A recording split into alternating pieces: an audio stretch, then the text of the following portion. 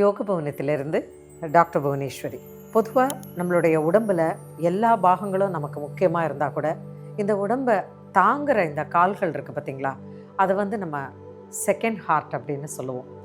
இருதயத்தில் ஏதாவது பிரச்சனை அப்படின்னா கால்களில் இருந்து தான் நரம்புலேருந்து நம்ம ஆன்ஜியோ பண்ணுறதோ இல்லை ஏதாவது சர்ஜரி பண்ணுறதுக்கு கேமராவும் சரி, சர்ஜரி பண்ணுற டியூபும் சரி, எல்லாமே அதுலேருந்து போகும். டாக்டர்ஸ் ஹார்ட் ஸ்பெஷலிஸ்ட்டு, சர்ஜன் என்ன பண்ணுவாங்கன்னா அந்த மானிட்டரை பார்த்துக்கிட்டே ஆப்ரேஷன் பண்ணுவாங்க. அப்போ எங்கேருந்து போகும்னா கால்கள்லேருந்து. கால்கள் ரொம்ப முக்கியம். கால்கள் வீங்கினாலோ இல்லை கால்களில் கருப்பு வயதான பிற்பாடு ஒரு மாதிரி கருப்பு அடித்தாலோ அல்லது கால்களில் தொடர்ந்து வலி இருந்தாலோ, நகங்களில் சொத்தை இருந்தாலோ இல்லை கால்களில் ஏதாவது புண்ணு வலி இருந்துக்கிட்டே இருந்தாலோ இல்லை எப்போவுமே கால்களில் ஒரு குடைச்சல் இருந்துக்கிட்டே இருக்குது அப்படின்னாலோ உடனடியாக அந்த கால்களை கவனிக்க வேண்டியது ரொம்ப ரொம்ப முக்கியம். ஸோ இன்றைக்கு நம்ம மூட்டு வலி, பாதவலி, தொடை வலி, ஆர்த்தரைட்டிஸ் பெயின், ஆஸ்டியோபோரோசிஸ், அது மட்டும் இல்லாமல் குதிக்கால் வலி, அப்புறம் டோஸில் வலி, இந்த மாதிரி கால்கள் சம்மந்தப்பட்ட வலிகள் எல்லாத்துக்கும் என்ன மாதிரியெல்லாம் யோகா பண்ணலாம் அப்படிங்கிறத தான் இன்றைக்கி நம்ம ரொம்ப விரிவாக பார்க்க போகிறோம். ஸோ எதனால் இந்த வலி வருது அப்படிங்கிறத நீங்களே அனலைஸ் பண்ணலாம்.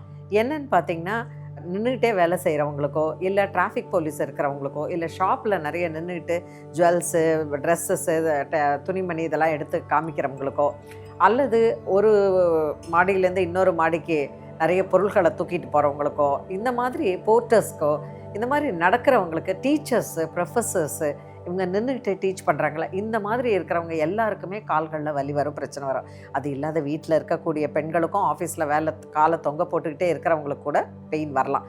எதனால் உங்களுக்கு பெயின் வருது, அந்த வலியை போக்குறதுக்கு பயிற்சிகள் நான் சொல்லித்தரேன். ஆனால் எதனால் இந்த வலி வருது அப்படிங்கிறத நீங்கள் கண்டினியூஸாக ஒரு தவறான ஒரு வழிமுறையில் இருந்தீங்கன்னா அதை திருத்திக்கிறதுக்கான வழியை பாருங்கள். உதாரணத்துக்கு நீங்கள் காலை தொங்க போட்டுக்கிட்டே வேலை செய்கிறீங்க, இப்போ ஆஃபீஸில் இருக்கீங்க அப்படின்னா ஒரு காலை மடித்து வச்சுக்கலாம், அடுத்தது இன்னொரு காலை மடித்து வச்சுக்கலாம். மாற்றி மாற்றி காலை மடித்து வச்சுக்கோங்க. 2 காலையும் மடித்து உட்கார முடியும் அப்படின்னா உட்காந்துக்கலாம், அது ரொம்பவே நல்லது. 2 காலை மடிக்கும்போது முட்டிலையும் நம்மளோட பெல்விக் போன்லேயும் உள்ளே இருக்கக்கூடிய இன்னர் பெல்விக் மசில், அதே மாதிரி வெளியில் குளூட்டஸு, நம்மளோட இடுப்பு எலும்பு, அங்கே எல்லாத்துக்குமே பிளட் சர்க்குலேஷன் போகுது.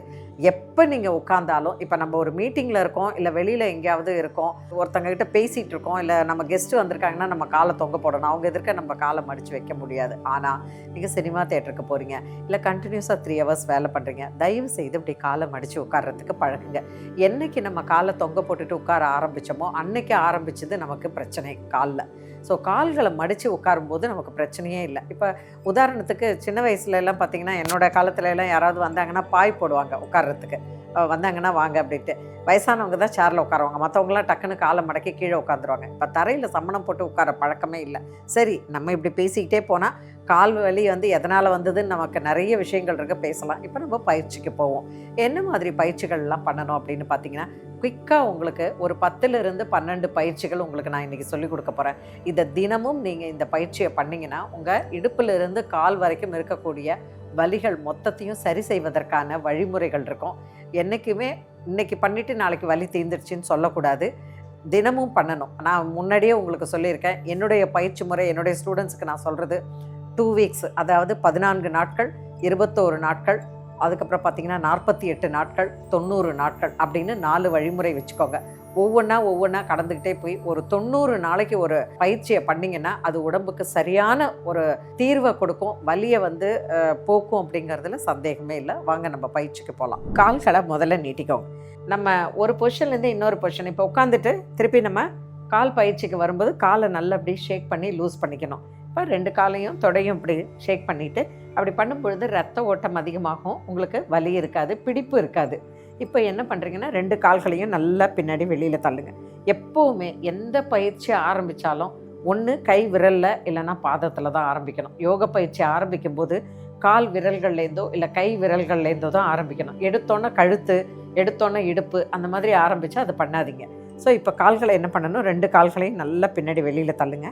இது 1, இது 2, இது 3, 4, 5, 6, 7, 8 தடவை போகிறோம். இப்போ 2 கால்களையும் வெளியில் தள்ளுறீங்க, நல்லா ஸ்ட்ரெச் பண்ணுறீங்க. அப்போ காலை தூக்காதீங்க. இந்த முட்டியை தூக்காமல் நீங்கள் பண்ணிங்கன்னா ரொம்ப நல்லது. முட்டியை தூக்கிட்டு இப்படி பண்ணிங்கன்னா பிரயோஜனமே இல்லை. அடுத்தது ஒரு காலை வெளியாலும் ஒரு கால் உள்ளேயும் இழுக்கணும். ஒரு நல்ல ஸ்ட்ரெச் பண்ணுங்கள். ஸ்ட்ரெச் பண்ணும்போது பார்த்திங்கன்னா இந்த இடத்துல உங்களுக்கு நல்ல அந்த ஸ்ட்ரெச்சு தெரியும். ஒரு கால் நல்ல வெளியில் போகணும், ஒரு பாதம் நல்ல வெளியில் போகணும், ஒரு பாதம் உள்ளே வரணும். ஸோ எவ்வளோக்கு எவ்வளோ நல்லா ஸ்ட்ரெச் பண்ணுறீங்களா 1 2 3 4 5 6 7 8 அவ்வளோதான். இந்த மாதிரி நல்லா ஸ்ட்ரெச் பண்ணும்போது இங்கே உங்களுக்கு அந்த ஸ்ட்ரெச்சோட ஃபீலிங் வந்து உங்களுக்கு நல்லா தெரியும். உங்களுக்கு கொஞ்சம் சப்போர்ட் வேணும் அப்படின்னா கைகளை பின்னாடி வச்சுக்கலாம். இப்போ 2 கால்களையும் கொஞ்சம் அகலமாக வச்சுட்டு நல்ல காலை ரொட்டேட் பண்ணுங்கள். 1 2 3 4 5 6 7 8 அவ்வளோதான். இப்போ நல்லா இந்த மாதிரி வரும்போது சில சமயத்தில் இந்த சுண்டு விரலும் இந்த பெரு விரலும் காலை தொடாது, தரையை தொடாது. இப்படி தரையை தொட முடியல, நான் எனக்கு இங்கே தான் இருக்குது அப்படின்னா தொடர் பயிற்சி பண்ணிக்கிட்டே வந்தீங்கன்னா நல்லா தொட்டுடும்.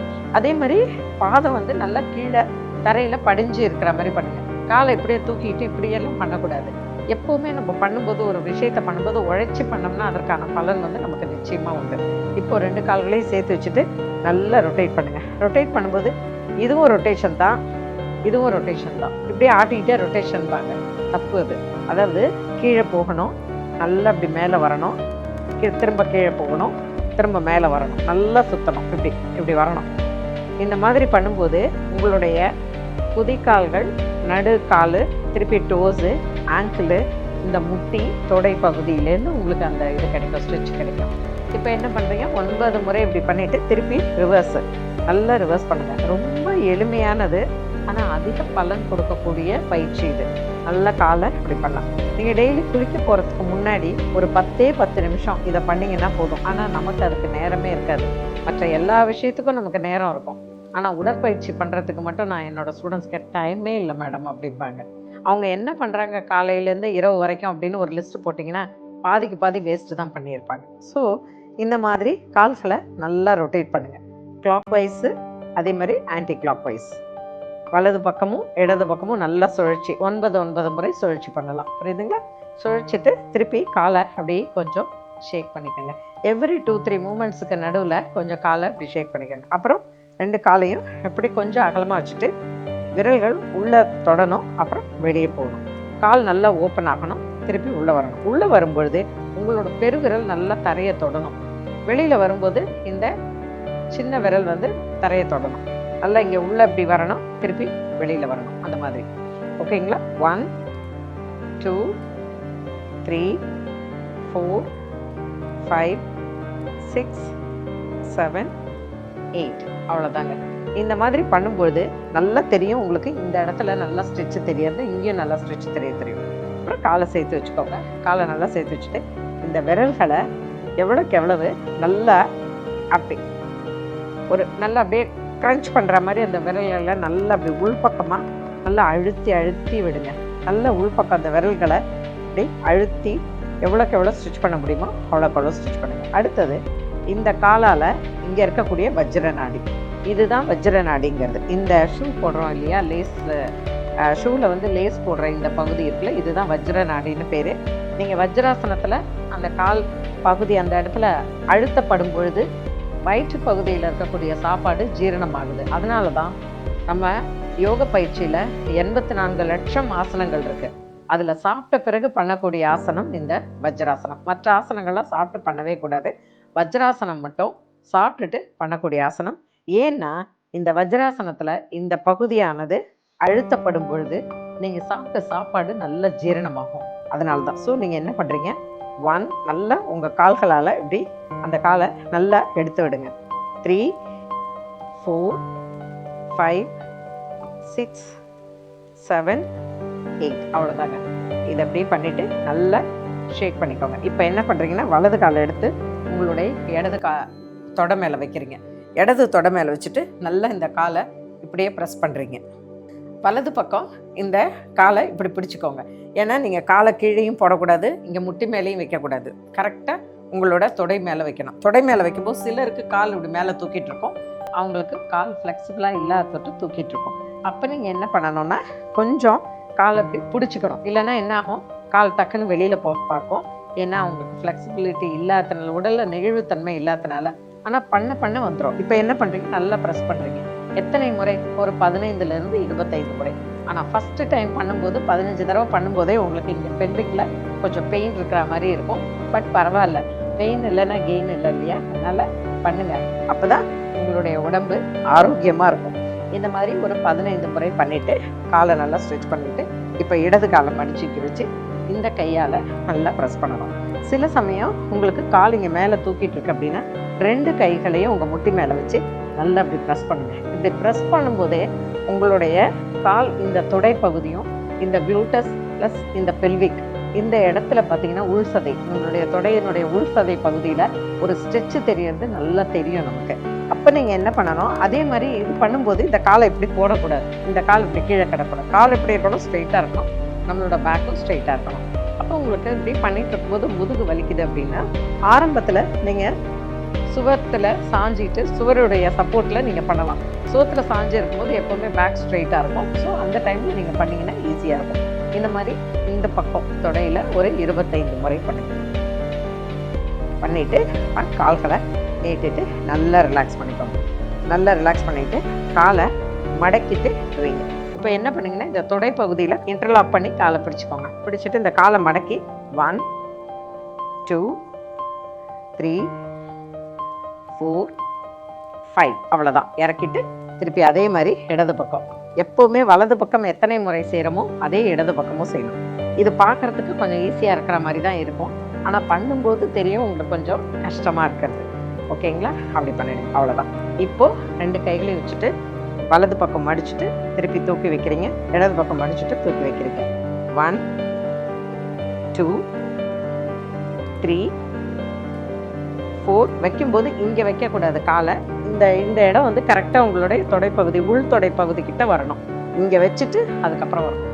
சில பேருக்கு தொப்பை பெருசாக இருந்துச்சுன்னா அவங்களால கிட்ட வர முடியாது, அவங்க இங்கே தான் வைப்பாங்க.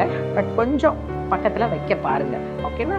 இது மாதிரி இந்த கால் ஒரு 5 முறை, இந்த கால் ஒரு 5 முறை 2 பண்ணிவிட்டு அதுக்கப்புறம் என்ன பண்ணுங்கன்னா, வயதானவங்களாக இருந்தால் கஷ்டமாக இருந்தால் பண்ணாதீங்க. சின்ன வயசுக்காரங்க அதே மாதிரி பார்த்தீங்கன்னா உடல் பருமனான பெண்கள் என்ன பண்ணுவாங்கன்னா, ஒரு கால் இப்படி வச்சுட்டு வச்சிங்க இல்லையா, அடுத்தது 2 காலையும் மடிச்சு இப்படி கிட்ட வைக்க பாருங்க. 1 2 3 4 5 6 7 8 அவ்வளோதான். ஸோ இப்போ 2 காலையும் ஸ்ட்ரெச் பண்ணி நல்லா ரிலாக்ஸ் பண்ணிக்கோங்க.